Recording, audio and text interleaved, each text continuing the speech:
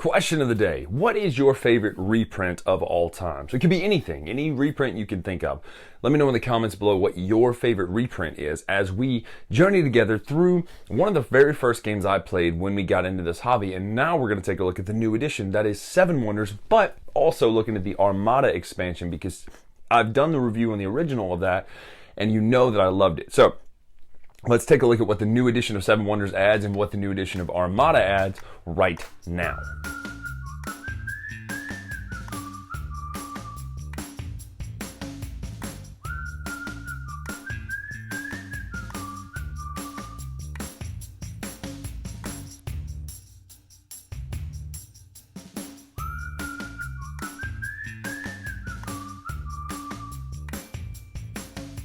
So here are the new materials that come with Seven Wonders Armada, the new edition. Now, it looks very similar to the old edition, except that there are the new, obviously, chain effects that come with the old ones. But there are new cards for each age here that involve the ship actions and things like that. This will be move a ship forward. We'll see what that means in a minute.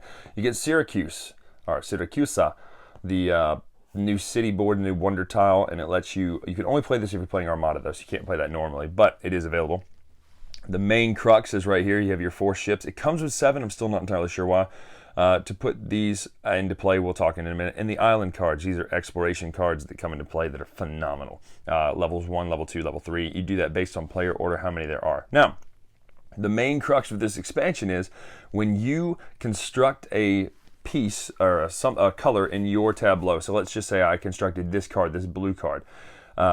When I do that, I would have the option of moving my blue ship lane up to the next space by paying the card cost. So this doesn't have a cost. So if I was to play this, which that's obviously level 1, it doesn't have a cost, but this does. It costs a wood. I would need a wood to move that up to the next level. Pretty great. So you spend that which you would normally do to get the card, and then you can move up, and then you take the bonus. Now these bonuses, the blue are going to be victory points at the end of the game. Yellow are going to be money when you land on the space plus your monetary value right here, your commercial value, which means that when someone plays this taxes, which costs everyone money, you subtract your level. So it's 2 here, 1 here. You have to play less money, essentially. The red track is a naval victory, a naval fight, which is another conflict like any conflict in Seven Wonders. And the green one to me is the most interesting. Over here, it is on this space, and this space. On this space, you get to draw from the level 1 island stack and keep one. This is level 2 at level 3. If multiple people reach it at the same time, you distribute the cards evenly amongst you. There are things that you'll just tuck it to the side of your board right here, but there are things that give you benefits. There are things that give you items and resources and naval points, naval strength, all that sort of stuff. Just all kinds of wonderful little benefits. Things that can hurt other people to really just help you in the game. You can tuck this. These cannot be bought too. So if you have this resource, they can't be bought from someone else during that. So it's a nice little way to build your kingdom without helping someone else. You move up these spaces. Now on your board, everyone's is different. There's a wonder space here. What it means is when you do a blue card or complete a section of your wonder, you can move up. Still having to pay the cost, of course. When you sell a card, instead of gaining the $3 like normal, you can advance on the yellow track 1 space. So for free, so you could skip past those costs. So that is what comes with this expansion. There are a lot of options, a lot of new cards and things like that, but it adds a lot of depth and variety without complexity creep. Because essentially you're going to play the game like normal and then get bonuses over here if you can. There's ways to get points, there's ways to do military victories and stuff like that. So wonderful little expansion right here. This is Seven Wonders Armada. So that is Seven Wonders, the reprint and the new edition of Armada. Now, Armada to me is a must buy, not for the first play. You don't do this, you don't introduce Armada when you say, hey, you played Monopoly before? Check out this game. You like spoons? Look at this game. It's not the one that you introduce immediately. However, it's the one that after people have played it, I will always play with Armada because I love what it adds. I love having your own personalized board that you can say, okay, well, this card doesn't really benefit me that good, but now that I play it, I can get this benefit on my Armada board. And because I've gone up these tracks, here's another way to get points. I love when a point salad game adds a way to get points that doesn't take away from the main objectives of the game.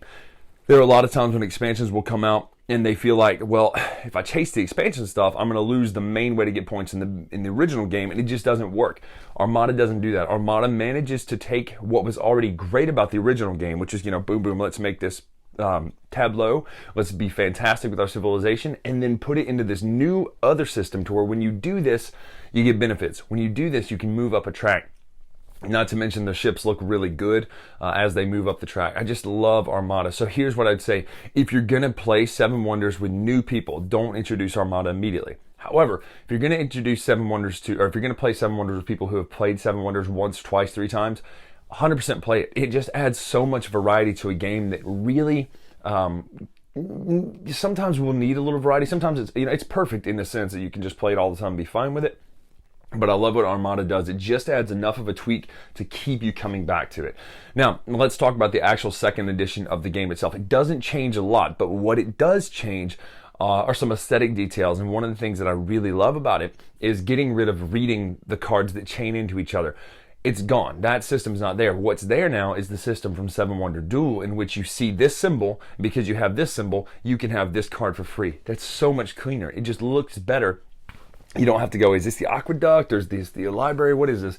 You go, boom, this symbol gets me this card.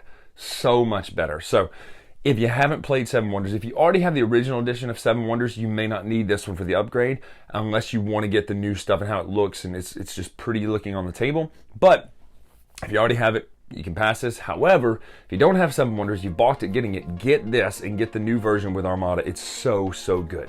So I'm Brian Drake here on the Dice Tower. That is this review of Seven Wonders, the new edition and Armada. Let me know in the comments below what you think of the reprint system and all that sort of stuff. And until then, we'll see you.